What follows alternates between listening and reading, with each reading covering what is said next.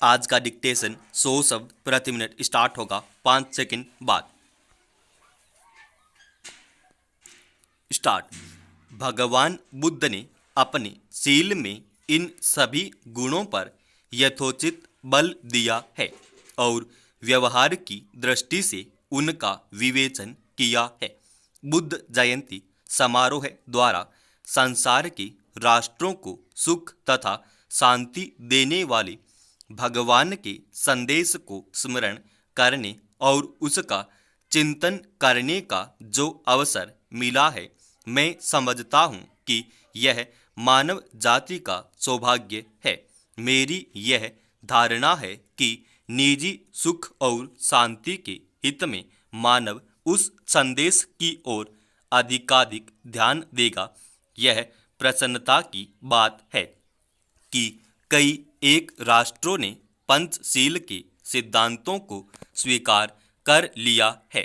इस सिद्धांत पर आचरण द्वारा पारस्परिक मतभेद निस्संदेह कम किया जा सकता है और राष्ट्र बल प्रयोग अथवा युद्ध से मुक्त हो सकते हैं। भगवान बुद्ध का समस्त जीवन, उनके सारगर्भित प्रवचन और उनका संदेश प्रत्येक व्यक्ति के लिए उपलब्ध है। कोई भी व्यक्ति उनसे लाभ उठा सकता है और अपनी आत्मा को उन्नत कर सकता है। हमारे देश में जहां भगवान के निर्वाण प्राप्त किया और प्रथम उपदेश दिया, महात्मा बुद्ध का जनता के हृदयों में ऊंचे से ऊंचा स्थान है।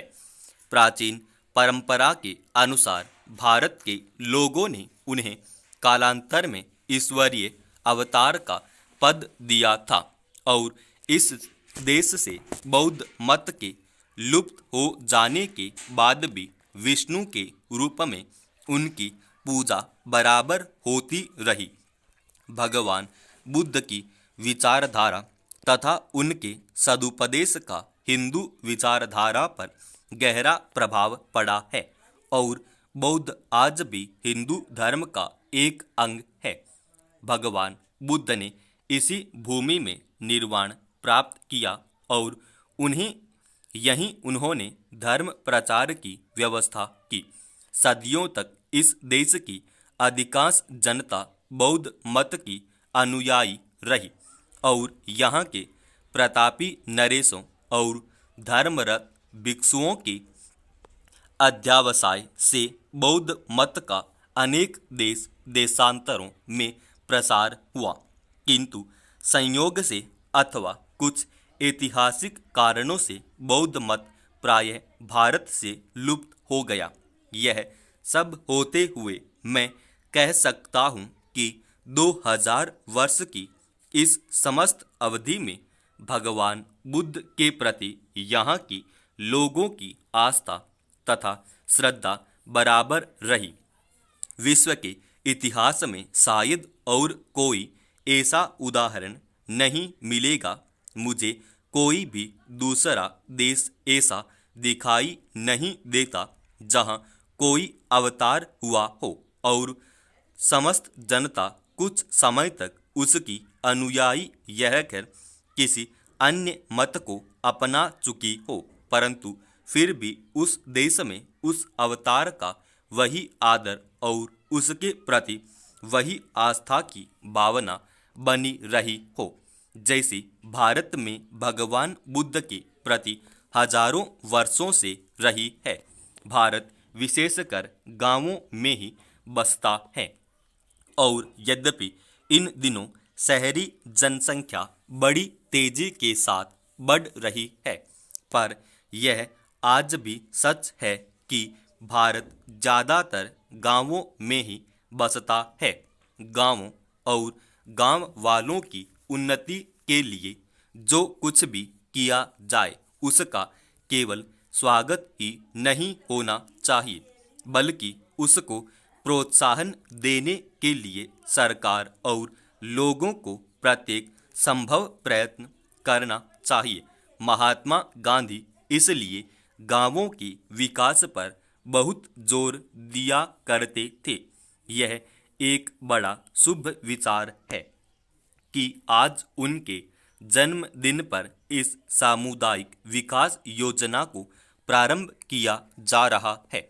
इस देश में सामुदायिक विकास और सामुदायिक योजना नए शब्द हैं, पर यह विचार बहुत पुराना है। इसका मौलिक तात्पर्य किसी एक दिशा में उन्नति के विपरीत चहुमुखी उन्नति से है। अधिक अन्न उपजाऊ संबंधी कार्यक्रम से तथा विभिन्न राज्य सरकारों और गैर सरकारी संस्थाओं द्वारा देहात सुधार के क्षेत्र में किए गए कार्य के हमारे अनुभव से यह सिद्ध हो चुका है कि देहाती जीवन के सभी पहलू एक दूसरे से संबंध हैं, और यदि एक एक पहलू को अलग अलग लिया जाए तो स्थायी परिणाम प्राप्त नहीं हो सकता। इसका यह अभिप्राय नहीं कि विशिष्ट समस्याओं को महत्व न दिया जाए, परंतु उनसे संबंधित आयोजन किसी विस्तृत योजना के ही अंग होने चाहिए और वे समस्याएं उस योजना के अंतर्गत आ जाएं। इस काम में सफलता तभी मिल सकती है जब सरकारी व्यवस्था, गैर सरकारी नेतृत्व और जनता के उत्साह में परस्पर सहयोग हो और खेती, शिक्षा, स्वास्थ्य, सफाई, पशु सुधार तथा बेकारी दूर करना इत्यादि सभी प्रकार के काम एक साथ हाथ में लिए जाएं। महात्मा गांधी की प्रेरणा से उनके अनुयायियों ने देश के अनेक भागों में इस प्रकार के काम बहुत निस्वार्थ भाव से किए हैं, और दूसरी संस्थाओं तथा व्यक्तियों ने भी इस दिशा में बहुत कुछ किया है, लेकिन पर्याप्त धन और यथेष्ट मात्रा में विशिष्ट काम करने वाले न मिलने के कारण उनका विस्तार न तो उतनी दूर तक हुआ और न उतनी तेजी के साथ हुआ जितना हम चाहते थे। मेरा बराबर यह विश्वास रहा है कि भारतीय किसान खेती के काम में कुछ नौसिखिया नहीं, और उसे इसका कई पीढ़ियों का अनुभव है। बिहार के किसानों ने पिछले 20 वर्षों में जिस तेजी के साथ नए प्रकार के गन्ने की खेती अपना ली है, उससे यह बात प्रमाणित हो जाती है कि भारतीय किसान लकीर का फकीर नहीं, जो नए सुधारे हुए तरीकों को अपनाना नहीं चाहता। इसलिए आवश्यकता इस बात की है कि उसे इस बात का संतोष और विश्वास दिला दिया जाए कि किसी नई पद्धति से या किसी नई किस्म की चीज उपजाने से उत्पादन अधिक होगा। देश के सामने खाद्यान्नों का प्रश्न अत्यंत महत्व का है। किसी भी देश या समाज के विकास हेतु शिक्षा अत्यंत सशक्त एवं महत्वपूर्ण साधन है। व्यापक रूप में शिक्षा जीवन पर्यंत चलने वाली ऐसी प्रक्रिया है जो व्यक्ति को उसके नैसर्गिक शक्तियों के विकास में सहायता पहुंचती है तथा उसे अपने वातावरण से समायोजन स्थापित करने की योग्यता प्रदान करती है।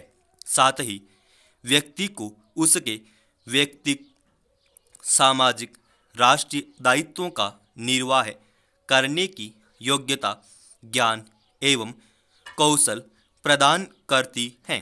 भारतीय संदर्भ में उद्देश्य एवं उपयोगिता की दृष्टि से प्रौढ़ शिक्षा भी इससे भिन्न नहीं है, बल्कि आज की सामाजिक, आर्थिक, राजनीतिक परिस्थितियों में प्रौढ़ शिक्षा का महत्व और भी बढ़ गया है। डॉक्टर मुखर्जी ने भारत में प्रौढ़ शिक्षा के दो महत्वपूर्ण पहलू बताए हैं। प्रथम है प्रौढ़ साक्षरता, अर्थात उन प्रौढ़ों को शिक्षा प्रदान करना जिनको विद्यालय में किसी प्रकार की शिक्षा प्राप्त नहीं हुई है। दूसरा, साक्षर प्रौढ़ों की अनवरत शिक्षा। समाप्त।